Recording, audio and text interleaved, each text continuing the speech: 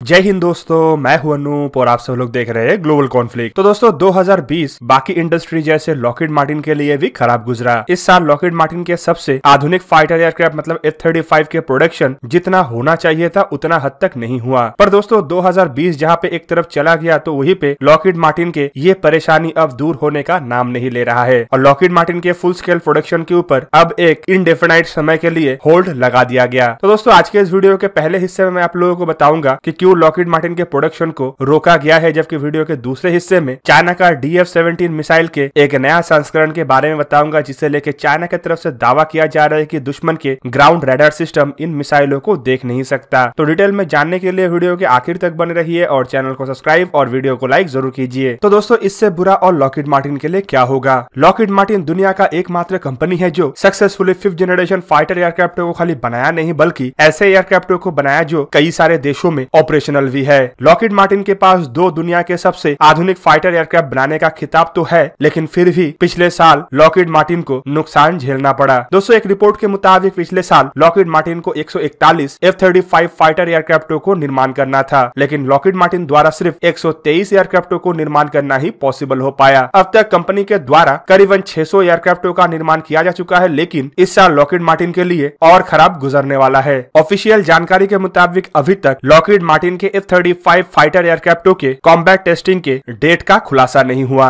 दोस्तों ये प्रोसेस को 2017 से ही रोक के रखा हुआ है। दोस्तों डोनाल्ड ट्रंप एडमिनिस्ट्रेशन के अंतर्गत आने वाले डिपार्टमेंट ऑफ डिफेंस के एक्विजिशन और स्टेटमेंट के अंडर सेक्रेटरी एलन लॉर्ड की तरफ से बताया गया है कि जो F-35 एयरक्राफ्टों के फुल प्रोडक्शन के लिए डेडलाइन का डिसीजन था जिसे नो लेटर देन मार्च कहा जाता था उसे स्क्रैप किया गया। एलन लॉर्ड के स्पोक्स पर्सन जेसिका मैक्सवेल के बयान के मुताबिक F-35 एयरक्राफ्टों के प्रोडक्शन के ऊपर अनडिफाइंड जो होल्ड लगाया गया है उसके पीछे जो प्रमुख कारण है उनमें से सबसे बड़ा कारण हाल ही का महामारी का सिचुएशन है। दोस्तों आपकी जानकारी के लिए बता दूं कि जो नो लेटर देन मार्च का बात कहा जा रहा है वो असल में पिछले साल लिया गया एक डिसीजन था। पिछले साल ही F-35 एयरक्राफ्टों के फुल प्रोडक्शन शुरू करने का टाइमलाइन मार्च के बाद का रखा गया था, पर ये अब मार्च में भी संभव नहीं हो पाएगा। दोस्तों मैक्सवेल के मुताबिक ये जो फुल प्रोडक्शन का डेट है इसके बारे में टेक्निकल इंडिपेंडेंट रिव्यू के बाद ही कहना संभव हो पाएगा। मतलब नया डेट रिलीज होने तक F-35 एयरक्राफ्टों को लेके लॉकहीड मार्टिन द्वारा पहले के तरह ही लो रेट इनिशियल प्रोडक्शन के तहत आगे बढ़ना पड़ेगा। और दोस्तों ये डिसीजन के बाद अब F-35 के फुल रेट ऑफ प्रोडक्शन के भविष्य डिपेंड कर रहा है new elected president Joe Biden के एडमिनिस्ट्रेशन के ऊपर। और दोस्तों इस डिसीजन के बाद F-35 एयरक्राफ्टों के फुल रेट ऑफ प्रोडक्शन का शुरुआत तभी हो सकता है जब इन एयरक्राफ्टों का ऑपरेशनल टेस्टिंग का फाइनल फेज को कंप्लीट किया जाएगा। दोस्तों सोर्सेज की तरफ से यह भी कहा जा रहा है कि इन एयरक्राफ्टों के फुल रेट ऑफ प्रोडक्शन से पहले अब लॉकहीड मार्टिन को फिर से एक बार इनिशियल ऑपरेशनल टेस्टिंग और एवोल्यूशन से गुजरना पड़ेगा जो कि एक फॉर्मल प्रोसेस है। दोस्तों एयरक्राफ्टों के फुल रेट ऑफ प्रोडक्शन को होल्ड करने के बाद लॉकहीड मार्टिन के लिए आने वाले समय में चुनौती काफी ज्यादा बढ़ सकता है, क्योंकि ऑलरेडी लॉकहीड मार्टिन के ऊपर एयरक्राफ्टों के डिलीवरी को लेके एक दो धारी तलवार लटक रहा है। मतलब एक तरफ जहाँ पे एयरक्राफ्टों को लेके कई सारे देशों से ऑर्डर आ चुका है, ऑर्डर के ऊपर हस्ताक्षर हो चुका है, तो वहीं पे समय पे अगर फुल रेट में प्रोडक्शन नहीं होता है तो ये डेडलाइन गुजरता जाएगा जो लॉकहीड मार्टिन के लिए आर्थिक सिचुएशन को और बिगाड़ सकता है। दोस्तों दुनिया के कई सारे देश कई सारे F-35 एयरक्राफ्टों का ऑर्डर दे चुका है और इन देशों में Australia, Belgium, Denmark, Israel, Italy, Japan, Netherland, Norway, Poland, South Korea, Singapore, United Arab Emirates, United Kingdom जैसे देश तो शामिल है, जबकि यूनाइटेड स्टेट के एयरफोर्स, मरीन और नेवी के लिए भी कई सारे F-35 एयरक्राफ्टों को बनाना है और तय समय पे अगर इन एयरक्राफ्टों के प्रोडक्शन को शुरू नहीं किया जाता है तो ये लॉकहीड मार्टिन के लिए आने वाले समय में बड़े चुनौती बन सकता है। इवन दोस्तों दुनिया के बाकी देशों की तरफ से भी जिस तरीके से 5th जनरेशन फाइटर एयरक्राफ्टों का डेवलपमेंट किया जा रहा है और 6th जनरेशन फाइटर एयरक्राफ्टों की तरफ ये देश आगे बढ़ रहा है, उसे भी देखते हुए लॉकहीड मार्टिन के लिए यह डिसीजन एक घातक रूप ले सकता है। इवन दोस्तों अगर ऑर्डर को देखें तो ऑलरेडी लॉकहीड मार्टिन के पास 3200 F-35 एयरक्राफ्ट बनाने का ऑर्डर आ चुका है, जिनमें से लॉकहीड मार्टिन को सिर्फ 1763 एयरक्राफ्ट यूनाइटेड स्टेट के एयरफोर्स के ही हवाले करना है और अब तक लॉकहीड मार्टिन द्वारा सिर्फ 241 एयरक्राफ्टों को ही हैंडओवर करना पॉसिबल हो पाया है। इवन अगर पिछले साल के प्रोडक्शन रेट को देखें तो ये 3200 एयरक्राफ्ट निर्माण करने के लिए लॉकहीड मार्टिन को कम से कम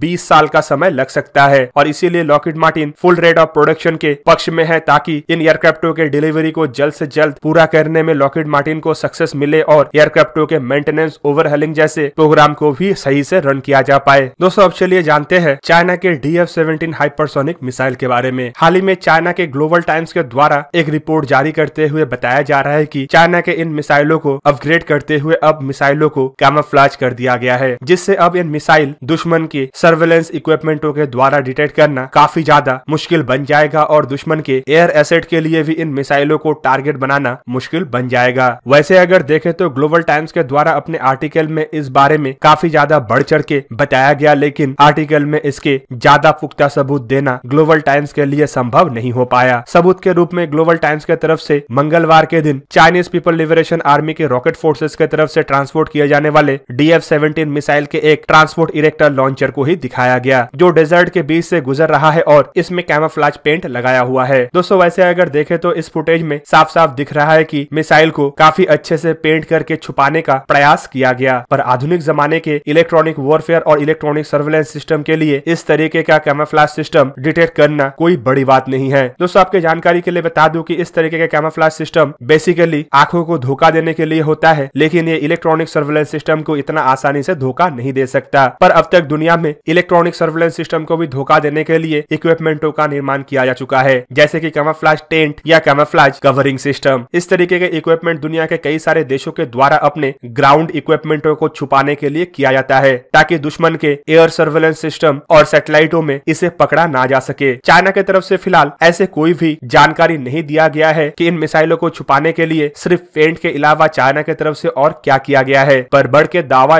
ये किया जा रहा है कि अब मिसाइलों को दुश्मन द्वारा देखना पॉसिबल नहीं हो पाएगा। दोस्तों DF-17 को सबसे पहले चाइना के द्वारा 2019 में चाइना डे पैरेड में दुनिया के सामने लाया गया था। DF-17 मिसाइलों को लेके चाइना की तरफ से दावा किया जाता है कि यह न्यू जनरेशन के हाइपरसोनिक मिसाइल है, जो चाइना के हाइपरसोनिक कैपेबिलिटी को दुनिया के अन्य देश के साथ मुकाबले में ला सकता है। चाइना द्वारा इस तरीके के मिसाइलों के डेवलपमेंट रशियन ज़र्कॉन किंजल जैसे मिसाइल और अमेरिका के हाइपरसोनिक मिसाइल और इंडिया के HSTDV मिसाइल को काउंटर करने के लिए किया गया है। आपके जानकारी के लिए बता दूं कि DF-17 असल में solid fuel medium range ballistic missile mounted DFZF hypersonic guided vehicle है, जो कन्वेंशनल और नॉन कन्वेंशनल दोनों तरीके के ही वॉरहेड को लेकर उड़ान भर सकता है और ये करीबन 2000 किलोमीटर या उससे थोड़ा अधिक डिस्टेंस तक ट्रैवल कर सकता है। जबकि चाइना की तरफ से इन मिसाइलों को लेकर यह भी दावा किया जाता है कि यह करीबन माक 5 के स्पीड से उड़ान भर सकता है और किसी भी मिसाइल को हाइपरसोनिक बनने के लिए कम से कम माक 5 के रफ्तार से ट्रैवल करना जरूरी है। चाइना की तरफ से पिछले साल अक्टूबर महीने में यह भी बताया गया था कि ताइवान के साथ बढ़ते हुए टेंशन की वजह से चाइना द्वारा इन मिसाइलों का डिप्लॉयमेंट ताइवान के नजदीकी एरिया में किया गया है। जबकि चाइना की तरफ से इसके अलावा यह भी बताया गया है कि इन मिसाइलों को लेके कुछ अपग्रेडेशन और मॉडिफिकेशन का प्रोजेक्ट भी रन किया जा रहा है और ग्लोबल टाइम्स के रिपोर्ट के मुताबिक ऐसे कैमोफ्लेज यही अपग्रेडेशन और मॉडिफिकेशन का ही एक हिस्सा है। तो दोस्तों ये था आज का वीडियो। अगर आपको वीडियो अच्छा लगा तो इसे लाइक कीजिए और मेरे चैनल को सब्सक्राइब कीजिए और साथ में बना हुआ बेल आइकन को भी प्रेस कर दीजिए ताकि आप मेरा वीडियो देख पाए सबसे पहले। जय हिंद।